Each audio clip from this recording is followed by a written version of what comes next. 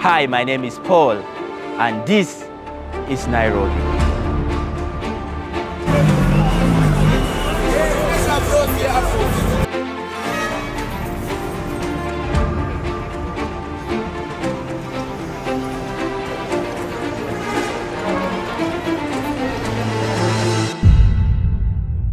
I've been in Nairobi for a week now, and I've been talking to stablecoin users, stablecoin builders, and everyday users of stablecoins in Nairobi. I've been exploring the ecosystem, and I'll be speaking to major players in the ecosystem, from an ecosystem grant person for Celo to Felix, who is building Kotani Pay, and Derrick, who is a CEO of a stablecoin company. I'll be finding out about what do users in Nairobi use stablecoin for, which apps do they use mostly, and what does the regulation look like for stablecoins in Nairobi and Kenya as a whole. I am in Nairobi, Kenya to tell the stories of stablecoin. This is Stablecoin Stories, Nairobi edition, brought to you by Plasma. Hi Felix, it's great to meet you. Likewise. Can you please introduce yourself to some of our audience and what you do? Yes. So, Felix Masharia, CEO, co-founder at Kotani Pay. We focus on-ramp, off-ramp in 7 African countries.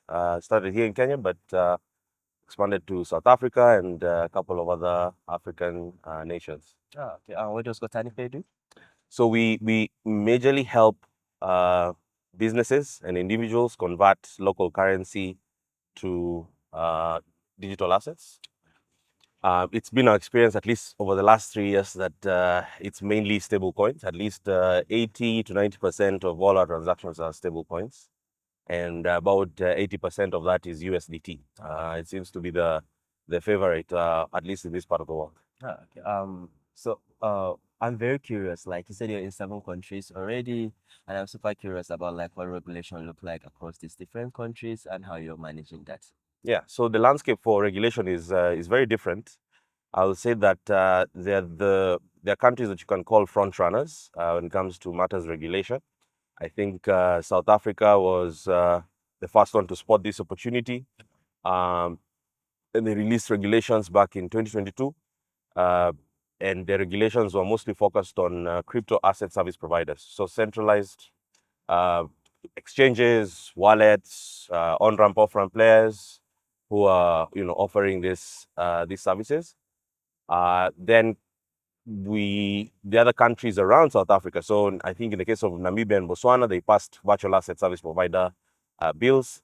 Mauritius had already passed these bills before. So if you look at the South, it's very favorable when it comes to crypto, setup and regulation. Kotani Pay itself is a licensed financial service provider in South Africa. Then Kenya soon followed with their own version, but also concentrating on just virtual asset service provision. Nigeria, I believe, also released guidelines and even ended up licensing 2 or so entities. Although the Binance saga was Yes. it was it sent a chilling effect on that particular market. But what we're seeing is there's a lot of advancement when it comes to crypto regulation in Anglophone markets.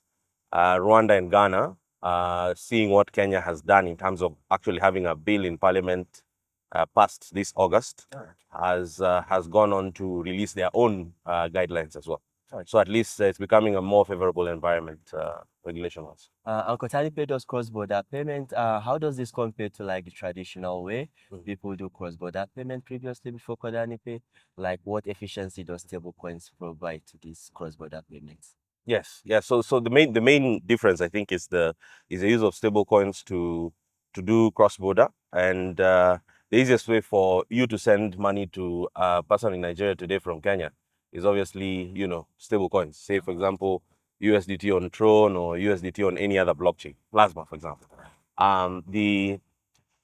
The work of Kotani Pay is then to provide the last mile, so that aspect of on-ramping from local currency to stablecoin, off-ramping from stablecoin back to local currency. That I think was a missing piece that we saw, and we went about establishing infrastructure in various countries.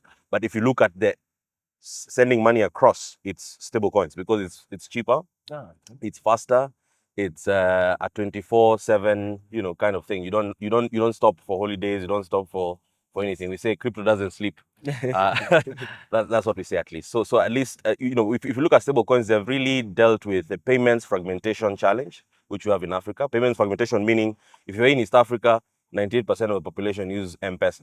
Oh, okay. Right? That's like Kenya, Tanzania. Yes. So most of the people in Kenya, just Kenya alone, is adult population, 98% use M-Pesa. If you go to Tanzania, you have Vodacom, Tigo, MTN. If you go to Uganda, it's Airtel, MTN. So you can see that we have different national payment systems, and that's East Africa, where is mobile money dominant. If you go to Nigeria, for example, it's bank and cash. If you go to South Africa, it's bank and cards. So we didn't have a unifying fabric for payments in Africa until stablecoins came into the form. Yeah, that's really awesome. You mentioned like a majority of your users are using USDT, and I also saw that in Nigeria. I'm very curious about the choice of chain though, and like why do you think that is? Yeah, so I think that has a lot to do with, for one, I think Tether was the leading innovator in terms of the stablecoin concept. We had only two companies back in 2019 that tried this. There was Banco and there was Tether, and Tether's model kind of won when it comes to taking actual US dollars or T-bills and then tokenizing them on chain. That then meant that with their decentralized approach and their focus on non-custody, you ended up with a lot of adoption. So the reason why people prefer USDT, in my mind, I think it's a trusted brand because it's been there the longest, but also there's a lot of liquidity for USDT globally. So if I was speaking to an import-exporter here in Kenya, the first question they'll ask me is, do you guys do USDT? Simply because their counterparty in Dubai or in Korea also accepts USDT. So it's a globally accepted asset, and it is liquid enough. So the exchange from local currency to USDT also becomes very, very easy. There's also the other layer, which is a lot of the traders early on, including Binance traders, and now those traders are spread to other exchanges like BitGet and Bybit, were using USDT and Bitcoin when they're balancing against other altcoins. So then it kind of took dominance, at least in this part of the world. Okay, and is the chain of choice in that you have seen from your local users in Kenya also Tron? Because in Nigeria, almost everyone I spoke to was using Tron to do transactions. Yes. So it still remains Tron. Tron was the first blockchain, I think, to be enabled on Binance. Before Binance then set up its own chain, Binance Smart Chain. Tron for a very long time has had very low fees. At one point, it was $1. If you're a great user on their blockchain, it's sometimes $0. So I think they've really worked hard in terms of capturing market share and even mind share. So today, if you go to Binance, there are probably like 14 or 16 chains. You will find that people still prefer Tron because that's what they're used to. I thank you so much for the time, Felix. This is really educational. So I think one of the funniest things that happened to me is I was speaking to someone in Nigeria and he was like, oh, he has always thought that the T behind USDT stands for Tron. For Tron. Yeah. Interesting. Yeah. All right. This is great to meet you, Felix. Thank you.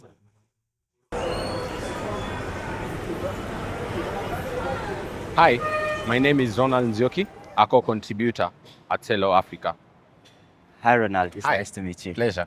So Ronald, what do you do at Celo Foundation? How are you involved with stablecoins? And what does your day-to-day job look like at Celo Foundation? Wow. Yeah, so actually, I run an incubator program within Celo Africa. That's an independent hub that extends the work of Celo Foundation across the African continent.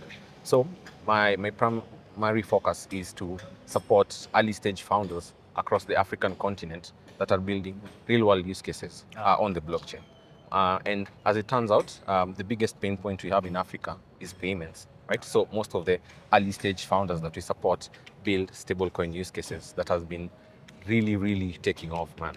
Oh, okay, that's really great. So Ronald, what are the main use cases of stablecoins that you have seen in Nairobi? What do users in Nairobi use stablecoins for? Wow, yeah. So I think first and foremost, remittance.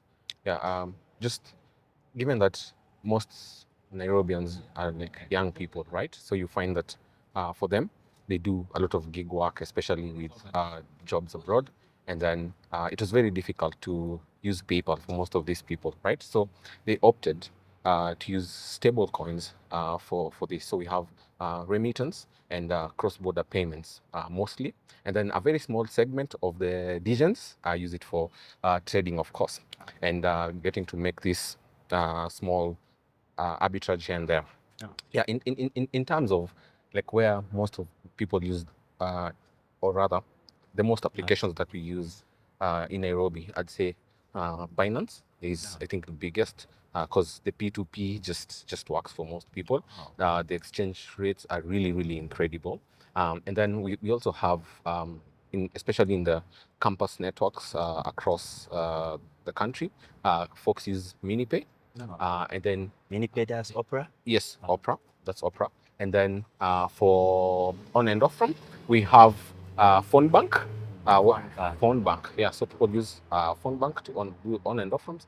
People use Pretium to do on and off ramps. People still use what we call this Kotani Pay to do the on and off ramps. And also think BitGet is sort of like coming into the market a bit aggressively. So guys are using that too. Yes, we have plenty of really cool applications that are coming up. That's I almost forgot. Paid is also another cool app that people use, especially in the gig economy space. Which stablecoins do you see most users using in Kenya? Is it USDT, USDC? Which specific chains do you see like most usage, and why do you think that is? Wow. Yeah. So I'd say USDT has like I think 95% market share, yeah, in Kenya. Like why? Most people use Binance P2P, and for Binance P2P you have like USDT is like easily accessible to most people. So because of that liquidity that already exists, people prefer to use this USDT. In terms of the chain, I'd say we have Tron. I think because of the significant lower transaction cost compared to chain like Ethereum, most people prefer to use Tron. We have a bit like of Celo over there, of course, and other chains like that are coming up like Scroll. Yeah, so in the biggest volume, I think, of USDT transactions mostly currently are in Tron, and then followed by like these other networks that have like relatively smaller market share. Yeah. Oh, okay, that's really good. Thank you so much for the time, Ronald. I really did learn a lot about like what stablecoin users look like in Nairobi. Yeah. Thank you. You're welcome.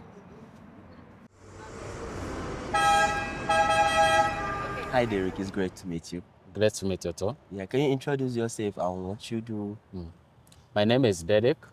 I'm co-founder and CEO of Pretium Finance. Pretium is a payment platform that bridges the existing payment to the blockchain technology. By background, I'm a software engineer. I've been building financial tools and financial services for over 5 years, helping businesses for over 5 African markets. Okay. And currently I'm building the biggest Web3 company here in Africa with presence in seven African markets. Oh, okay. In 7 African markets already? Yeah. Which countries? Right now we live in Kenya, we live in Ghana, we live in Nigeria, we live in Uganda, Malawi, Zambia, and Rwanda. Okay. So and Ethiopia as well. Okay. What does Pretium Finance do? Pretium, we like to put it into this perspective, is pay with stablecoins. We bridge the existing payment platform with the blockchain technology to make the usability of digital asset or stablecoins on everyday transactions a reality. To put this into perspective, think for this in this context where you have the fiat currency or the local currencies, how you use the local currencies to pay for your shopping, to pay for your meal at restaurants, to pay for your bill and settle utilities. In the context of Pretium Finance is the same case, but in this context now you are paying with the stable coins. Okay. And how does this compare to like traditional offerings and payment companies that compete with you? How does Pretium Finance compare to them? At the moment, picking the traditional payment method, it's quite difficult to extract comparison because definitely what Pretium do, we bridge the blockchain technology and existing payment rails.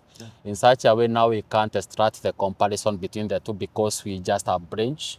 Like for example, where there is insufficient of the blockchain technology to be used on daily basis, we bring the aspect of the traditional payment to bring the interoperability between the two the two stacks.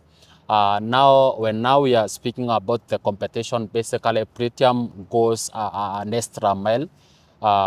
Like for example, what we've seen happening across Africa, most of the exchanges end to where I, the peer who is in possession of digital assets, use those stable coins to send fiat to another person somewhere else.